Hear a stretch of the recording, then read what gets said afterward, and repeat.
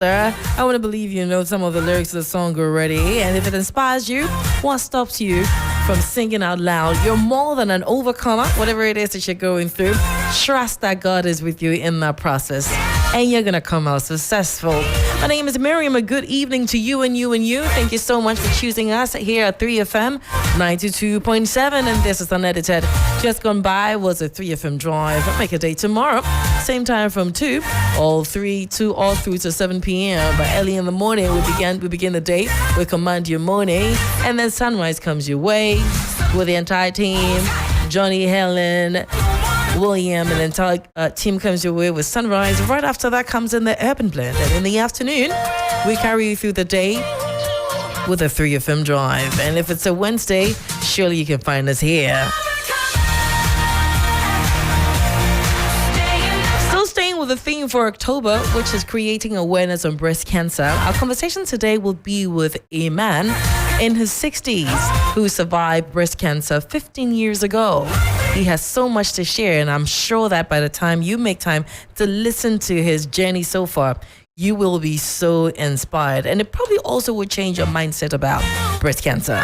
But before that, though, as we always do on the show, I'll share a song with you. And then when we come back, we'll dig into the conversation.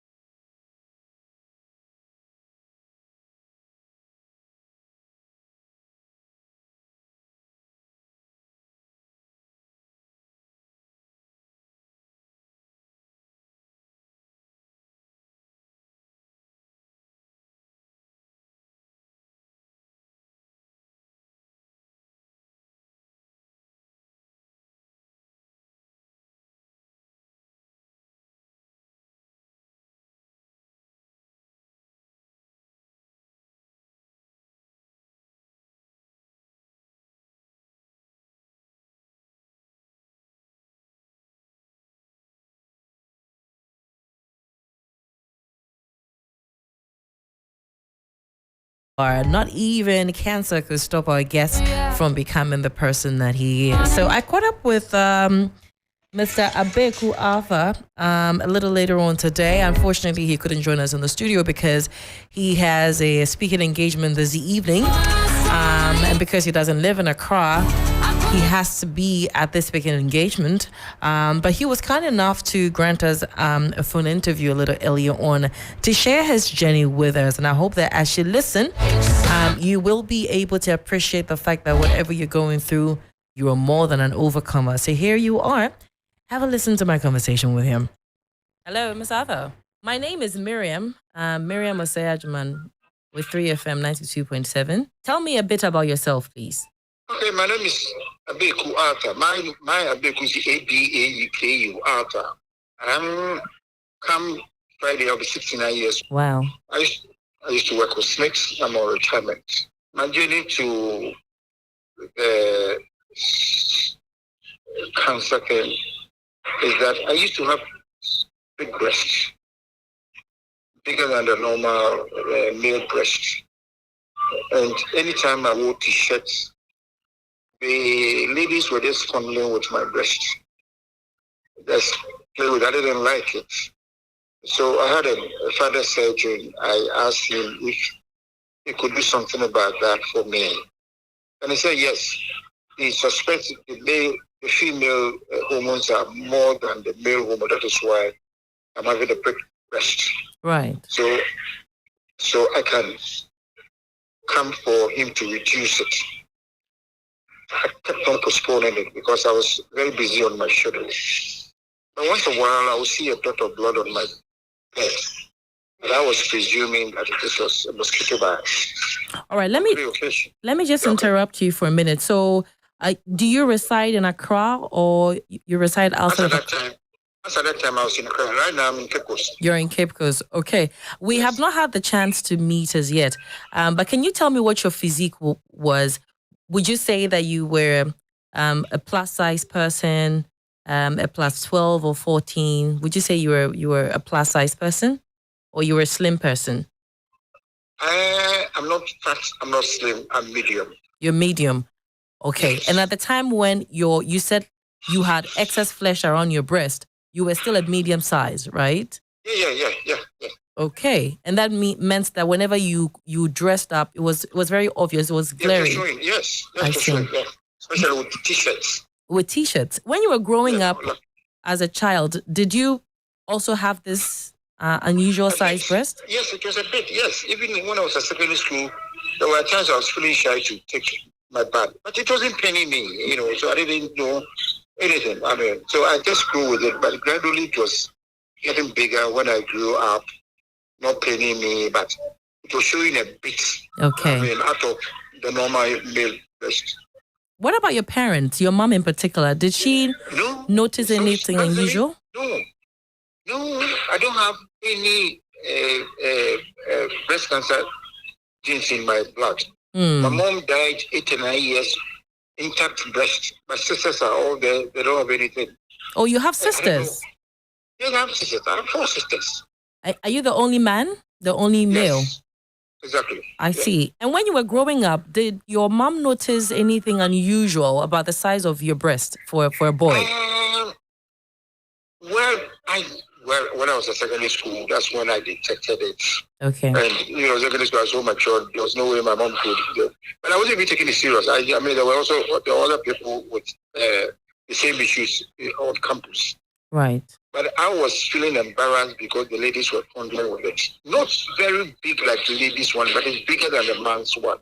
So I wasn't comfortable. They, just fondling with it. That is why I decided to go and have a cut. You mentioned that at a point you noticed spots of blood. Was that when you were? Sorry, was that when you were in secondary school or after school? No. What I'm talking about is 2007. Okay. What I'm talking about is 2007. Right. So I was matured. I was working with Smith, the property department. That's where I was working. Right. So I was seeing lots of blood there, but I was thinking it was mosquito bites. But I knew my nets were all intact.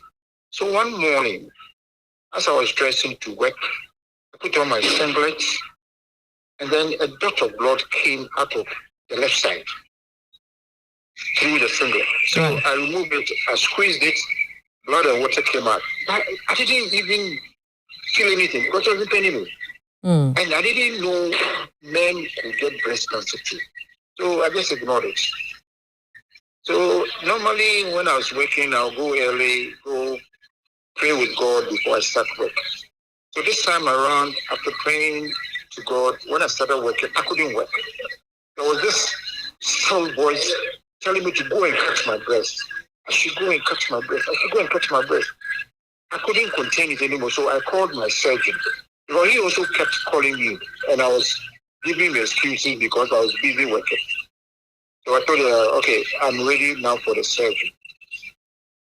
Okay, are you ready? I said, yes, I'm ready for the surgery. When you say that you called your surgeon and he said you should come for the surgery, was that because he had already diagnosed it for what it was, or? No. Okay. I went there because of what he told me that he thinks that my big breast is because the female hormones in it are more than the male one, so he can reduce it. Okay. So that was the beginning of my cutting of my breast. Mm. So after the time that he was doing the cut to reduce the hormones, nobody knew I was having breast cancer. So he took it to the lab. After doing the surgery, putting my nipples back, he sent it to the lab, I think in South Africa, and then he came out that I have cancer in them. So he called me and told me that this is what is happening. You have to go back for a proper surgery. So this time around, I went and just cut me from my chest down to my armpits both ways. So I don't have any breast. I wish I could show it to you, but because we are talking on the phone, because I know so many people, unless they see, they wouldn't believe it. Right. I mean, like you said, it's a bit uncomfortable, first of all, for a man to have a breast size bigger than the usual, and then you have to go and have it cut to reduce the size, and then you were told after the first procedure that you actually have breast cancer. How did you take that news? I wasn't very shocked. I believe in God, and I tell people that whatever happens to me is the will of God. So immediately the doctor told me, he was looking at me and said, I said, thank God, I know you have revealed it, and I know you are going to heal me. And that's what I said. So after this, the cut, so many complications, here and there. What kind of complications did you have? I don't take alcohol. I've never taken alcohol in my life before. Mm. So when I was going for the first cut, the anesthesia was too much for me. So I was slept over the time that I'm supposed to wake up. So that time, when I woke up, my wife was with me. I wanted to vomit. So she gave me a pan to vomit inside. So because of what happened to me, the first one, the second one, they reduced it. Right. So I woke up before the time that my wife was thinking, or the nurses were thinking I was going to wake up. I was at a side ward. My bed wasn't working. But because they presumed I was asleep, nobody was coming around. And I felt like vomiting. But I didn't want to vomit on myself. So I swallowed the vomit and I coughed. And some of the stitches opened. But they couldn't stitch again, so they have to dress it manually. And it was very horrible. Very, very. Because every morning you have to go, they use scissors to clean inside with cuts, lint or whatever cuts. Then they will pack some inside, to put plaster on it, every blessed day. And this is a cut that is from your chest into under your armpit. Yeah. You mentioned your wife. It means that you had been married even before you went through all this procedure, right? What was your wife's reaction when you were told that this was the condition? How did she and the children take it? And my wife is a very strong-spirited woman. And she believes in God too. Whatever I was going through her heart or her mind, she never made me see it, because she knew that if she should buckle him, she should show sadness in my face, I'll buckle up. So she took it cool. She advised my children.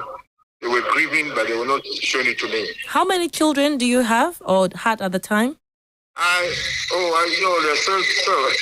have 4. You have 4 kids. And how old were they? Were they old enough to understand what was happening to Daddy? Yes. This happened just 2007. 2007? Yeah, that's just happened. They're all mature people. Right. And your eldest is a what? A boy or a girl? I have 3 boys and 1 girl. Okay. And to the boy, how did they take it? First of all, did they know what breast cancer was, and did they find it unusual that their father? Even me, as at that time, didn't know much about breast cancer. More or less, for a man, I didn't know. So it was through me that they realized that hey, men too can get that. So I make sure that most of them go and check. They have blood checks anyway. Right. My little girl, I always make sure that she checks her breast. But there's something inside. Like I'm telling you, I don't have any history. My mom died 8 or 9, 10 years ago, intact. And my siblings are still there. Your siblings, what was the support from your siblings? See, my wife told them, I'm presuming that look, they shouldn't, when they come to me, they shouldn't show any sign of sadness. They should just be praying for me.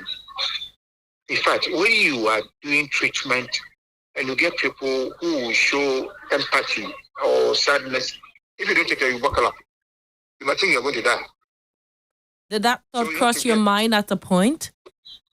Sorry again? Did that thought of not making it cross your mind at any point? That I was going to die? No. Like I told you, immediately the doctor told me, I told the doctor that, look, I know God is going to heal me. And I was very positive. I'm a very positive person. Very, very positive. I don't think negative at all. Right. If even I would do negative things, I would do 17 positive, 30 negative. Just to cushion, just to cushion eventuality. But I'm a very positive person. I'm sure I can. Right. How does this take a toll on your family and your livelihood? I never told my mom, but my mom suspected. You know, woman intuition. I never told her. Because I knew if I did, there was going to be trouble.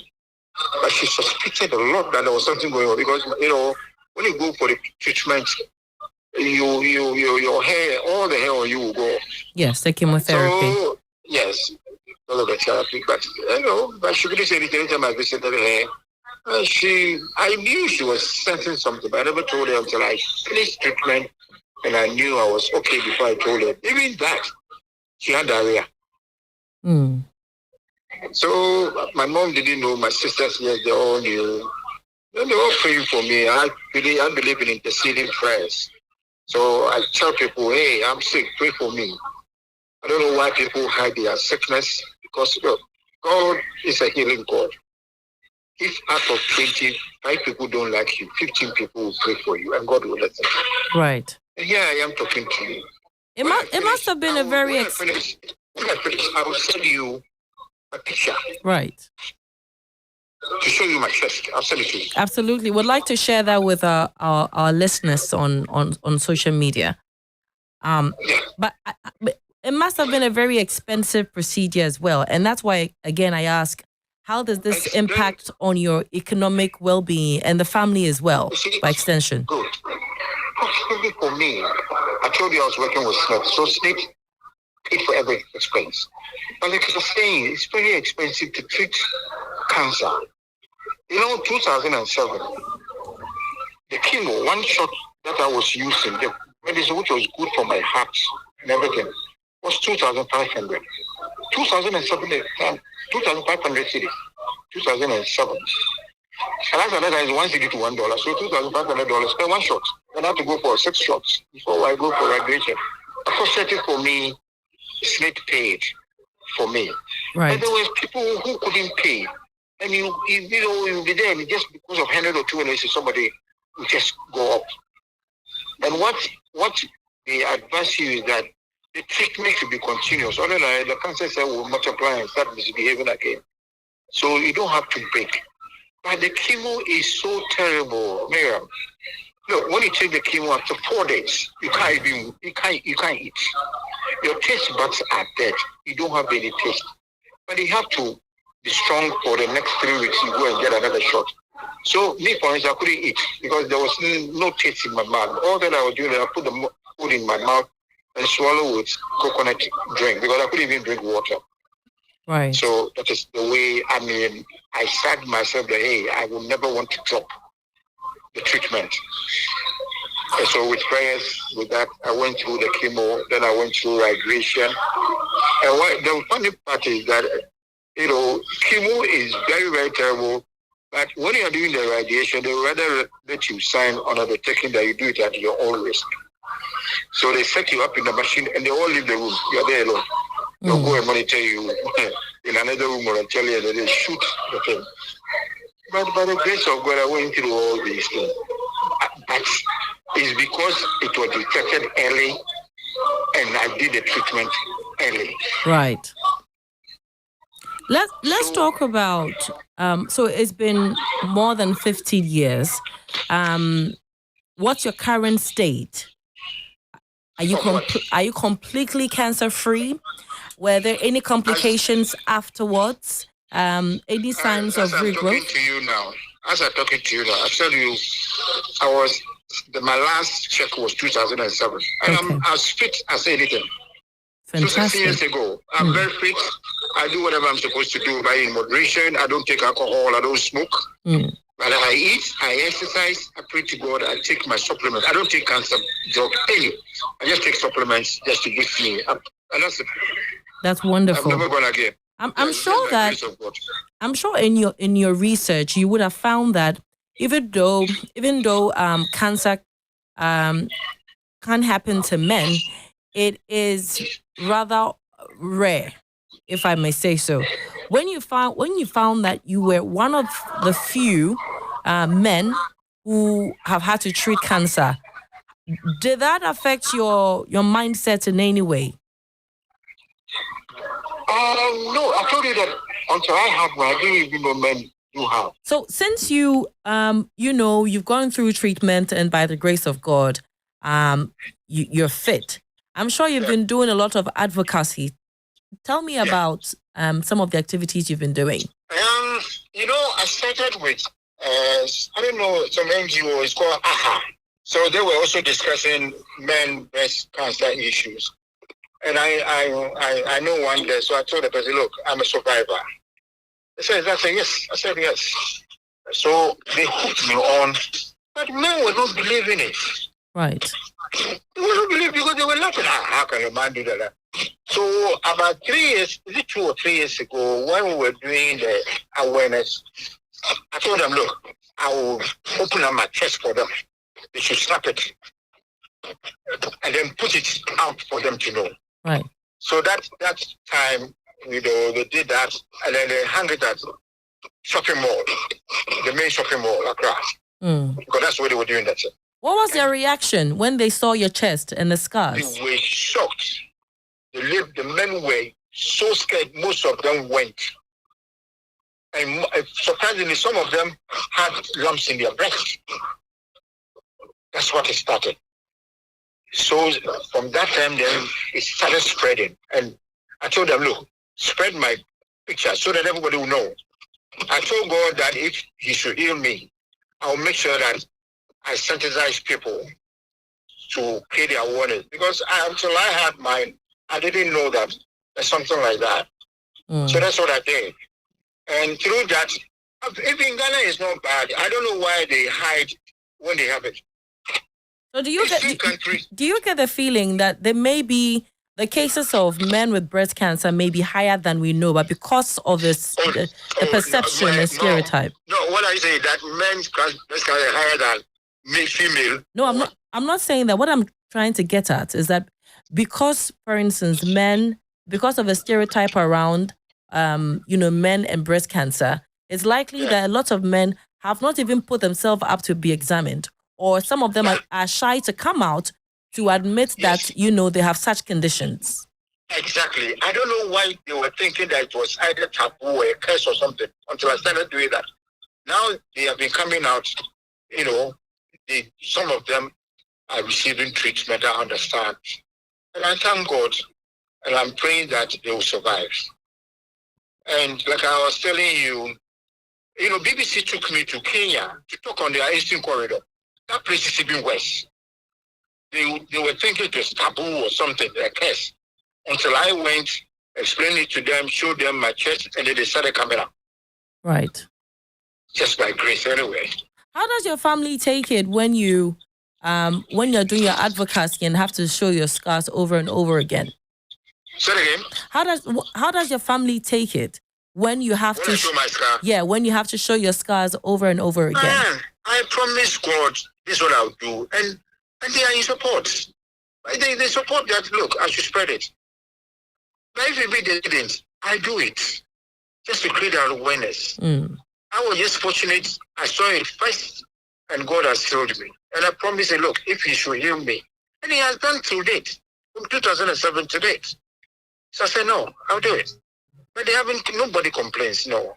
Sometimes some of my friends, why are you doing that? I say, I'm doing that for God and mankind. Right. What is there? I mean, I don't see why I can't expose my chest. If I can save soul by doing that, I'll do it. And I'll do it till God calls me. Fantastic. I know that tonight, for instance, you have a speaking engagement. You're speaking to a congregation about breast cancer and your journey as well. Usually when you finish with such speaking engagements, do you have people men walk to you and tell you they have similar conditions, but they can't speak to anyone about it? They just come tell me, they'll go and check. Okay, they are proud of me, bro, but nobody has come to me, I am like that. No, nobody. But they come to me. Even right now, I told you I was from Kalo. And most of the men came telling me, let's go. They didn't know this, but nobody has come that, I have one or something. No. All that I tell them that if you have it, go to hospital. Don't go to a pastor first. I've never seen a pastor healing a soul in the physical realm. Spiritual, I don't have any problem. Physical realm, go and then back it up with prayers. I believe in prayers.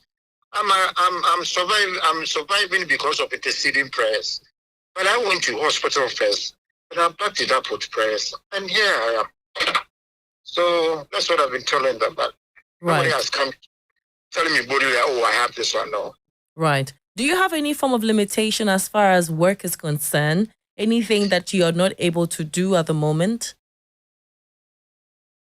Any mishap? Physical activities that you're not able to do? No.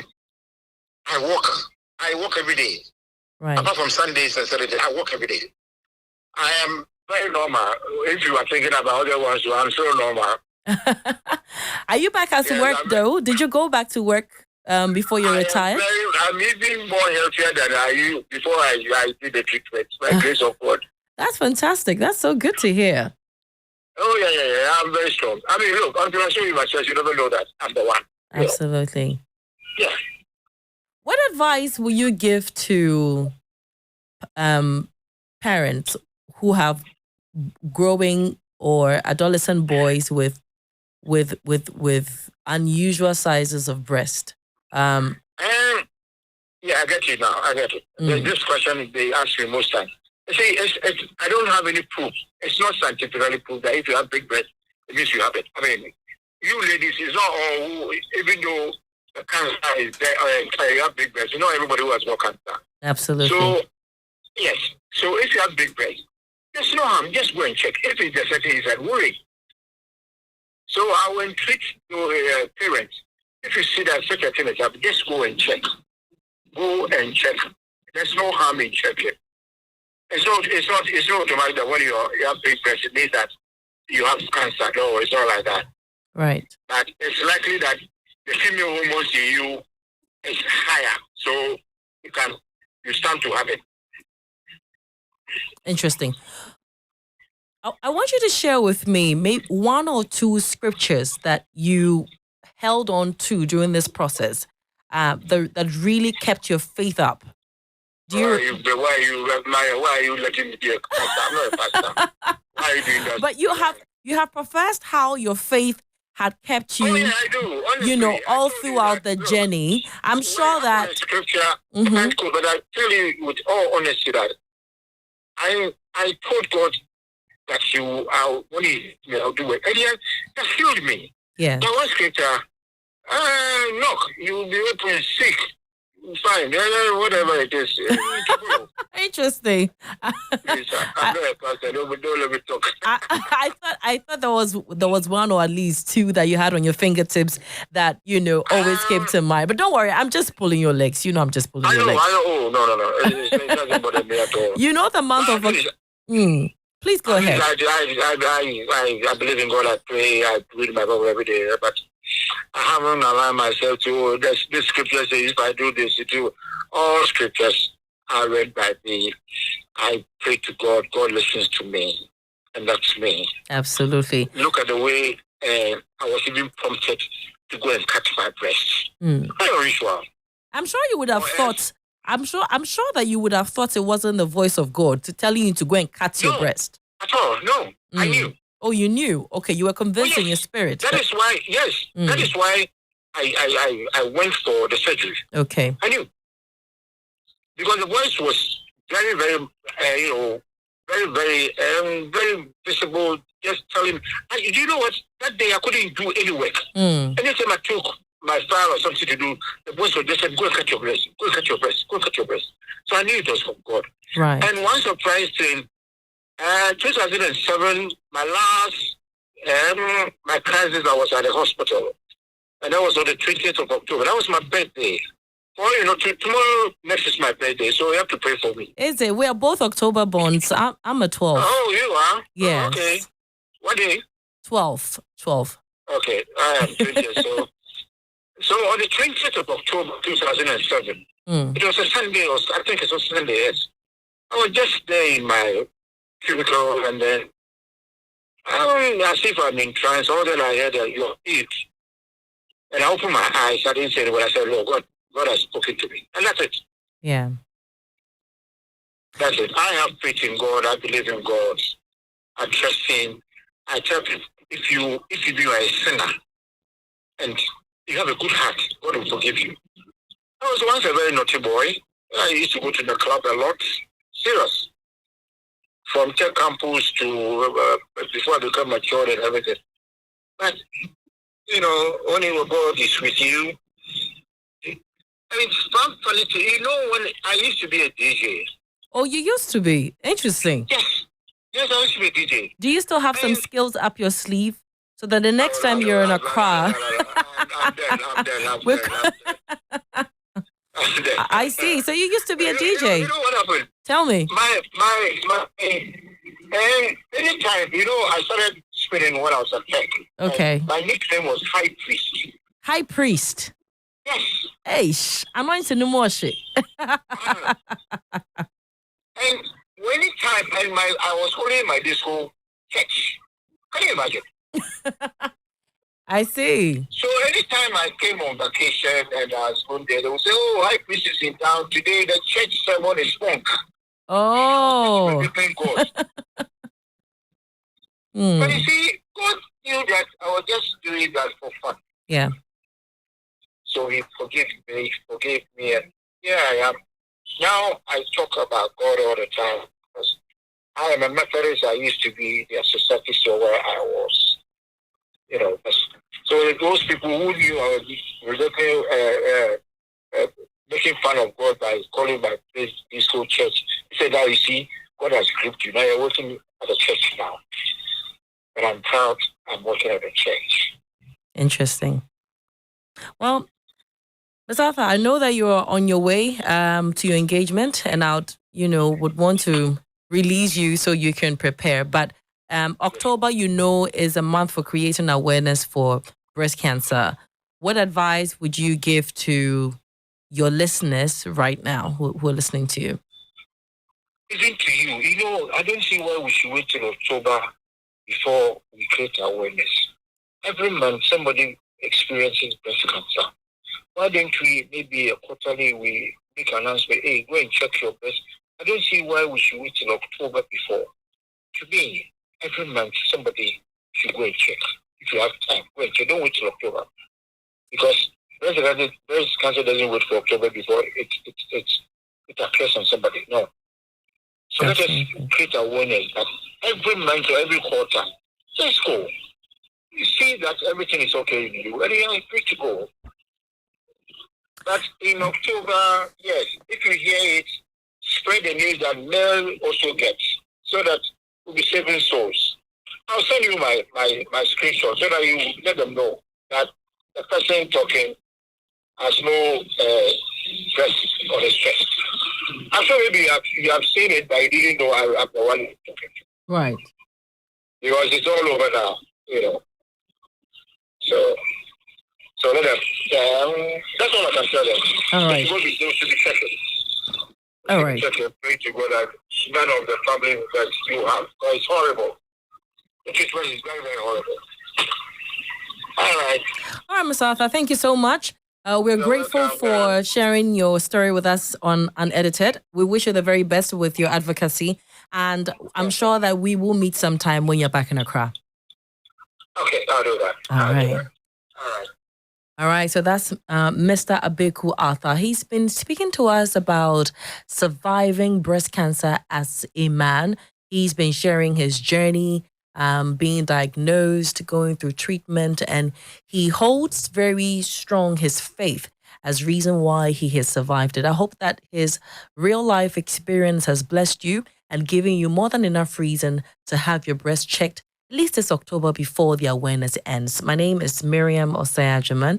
This has been Unedited. I say a big thank you to Mami Adwoa Khan on production.